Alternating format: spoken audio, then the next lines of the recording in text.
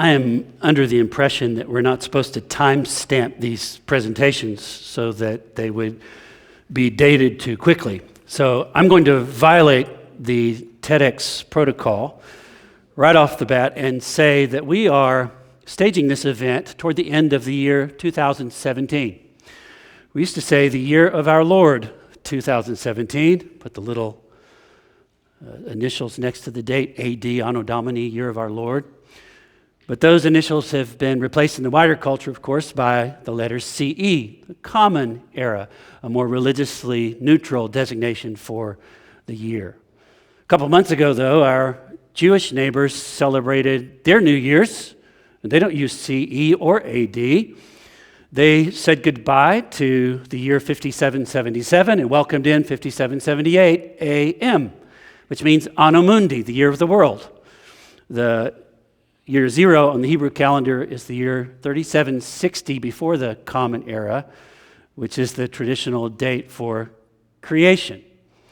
About the same time, our Muslim friends ushered in the new year. It was out with 1438 and in with 1439, Anno Hijra, which means the year of the migration, when the first Muslims moved from Mecca to Medina, which happened in the year 622 of the Common Era, or exactly 1,395 years ago.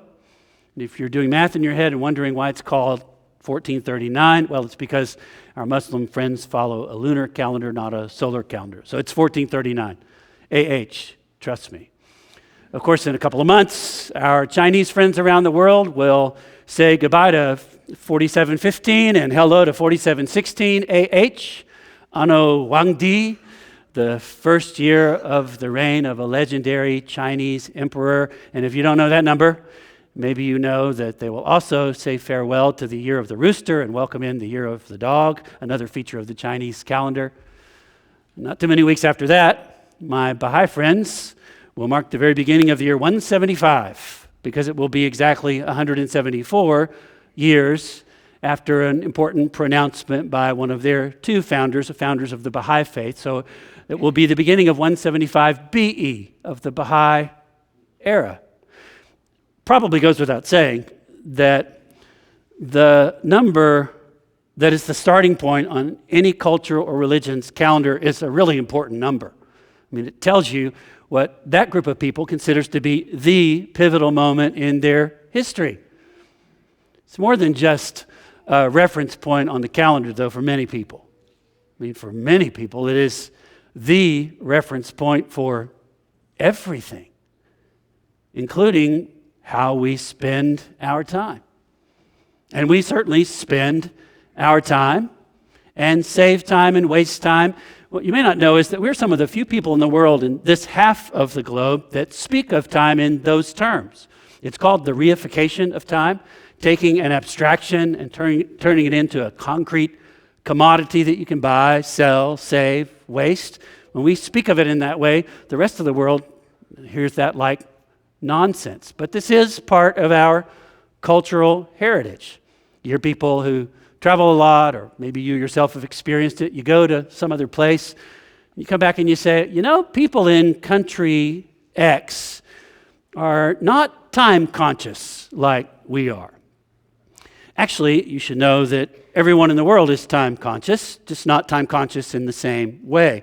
So the more precise way to say that is they're not perhaps clock conscious, like we are in a clock conscious society. Ours is called a linear culture, where we measure time with a clock, put important dates on time lines, because from the majority culture's perspective, there is a beginning and there is an end, and time only proceeds in one direction. Well, that's linear time. Many cultures of the world see time cyclically. If you believe, for example, in reincarnation, you believe that what goes around comes around, that who goes around comes around. Timelines wouldn't make sense to you, but time circles would make sense. Anthropologists have even added another category to linear and cyclical time. They talk about pendulum time, which is perhaps a suitable description for the way people in agrarian societies describe time. It's a pendulum that goes back and forth between the rainy season and the dry season, between summer and winter, between planting and harvest, and then again back and forth next year and the year after, pendulum time. Now, in a clock-oriented culture like this one, we measure time down to the second, sometimes even down to the split second, depending on what it is we're trying to measure. If it's a 100-meter dash, you need split seconds. If we're trying to figure out if the shooter released the ball before the buzzer sounded at the end of the basketball game, then we need split seconds. Again, many people in much of the world have no need for seconds. They don't really even need minutes. In cyclical cultures or pendulum time-oriented cultures, it's the event itself that's important. If the event is a memorial service or a celebration of some kind, it doesn't matter what the official start time might be. What matters is that we wait till everybody's there, and then that's when we begin. So, for obvious reasons, when people from different cultures or even different subcultures interact and bring with them their different interpretations of time, sometimes collisions happen. There are disagreements over what it means to be late or early, what it means to be on time. But it doesn't really have to be just people from different cultures. I mean, sometimes even those of us in the same culture are not on the same page about time, right? I mean, how many of us in this room are annoyed when people are late, whatever late means in your world? How many people are annoyed at people who are annoyed when people are late? They're just too uptight about being on time. Which brings to mind an unflattering story about me. I was coming home one afternoon. There's only one cook in our household, and she was in the kitchen preparing the meal. I said, honey, how long before dinner? And she said, oh, it'll be a little while. I was looking for something a little more precise than that. So I asked again, so 10 minutes, 15 minutes, can you ballpark it here for me? And she said, well, I don't know, it'll be a little while. And then I said, in an uncharacteristically short voice, you're not going to tell me, are you? My wife stepped back from the sink or the kitchen or the stove, wherever she was, and she looked at me with this look that said, what's wrong with you? And I was surprised at my own reaction myself. And I thought about it, and I realized what I'm really asking is it possible that I have time to do a 10-minute task, maybe a 15-minute task, before it's time for dinner, where we sit down as a family, and now I become family man doing family time? But no, she wouldn't tell me. It'll be a little while. You see, along with the clock orientation comes this task orientation. Unfortunately, it's a package deal. I know you won't like that, some of you, but I can't help it. There's so much to do, and there's so little time. So sometimes I'm in too big of a hurry. I suffer from what one author, John Ortberg, calls hurry sickness. If you haven't had a checkup lately, well, you're in luck. I'm very familiar with the symptoms. I can tell you if you're suffering from the same malady or not. Do you, for example, rush through tasks because you find it so satisfying to check them off your to-do lists that sometimes you rush through the task a little too quickly, not paying enough attention to the details? Maybe you don't read the whole email, just part of the email. Anybody do that besides me? If you're out there thinking multitasking is next to godliness, you might be suffering from a case of hurry sickness yourself. I've discovered that if multitasking means I'm checking my email and my phone while also listening to my wife report on her day, then multitasking is next to not counting at all as listening. Is your room cluttered? Is your personal space too cluttered? Is your schedule too cluttered? Because either you don't take the time to put things where they belong, or your inclination is to overcommit. Or even worse, could it be that you find that your relationships are somewhat superficial because you're in too big of a hurry? Depth takes time.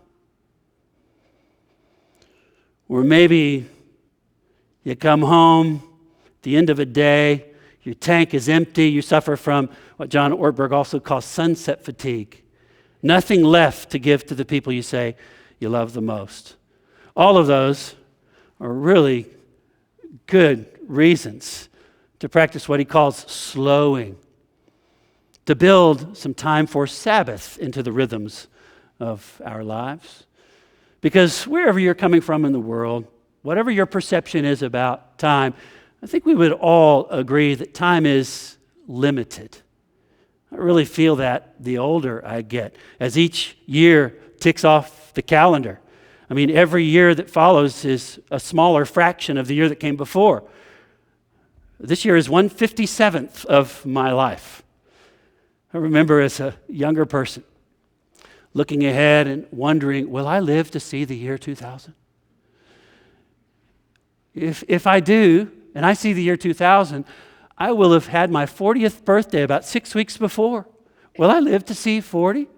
And now I think, 40? I thought that was old in the year 2000. I did live to see the year 2000. And now the thought that that was 17 years ago, I can't believe it. Just flown by. But 17 years, 40 years, 57 years, those little, relatively little time spans barely register on the greater timeline, or time circle if you prefer. Which only highlights the wisdom I hear in the words of an ancient hymn, teach us to number our days aright, that we may gain a heart of wisdom. Surely part of numbering our days aright is learning the difference between what the ancient Greeks would call chronos and kairos. Chronos, the relentless ticking of the clock, the inexorable passage of time. Chronos represented in images by this old man with a long gray beard and a scythe in his hand and a sinister look in his eyes. As opposed to kairos, which you could translate as timeliness or timing, but it's more than that to me. When I'm sitting with one of my grandchildren and we're reading a story together, I mean that's a kairos moment.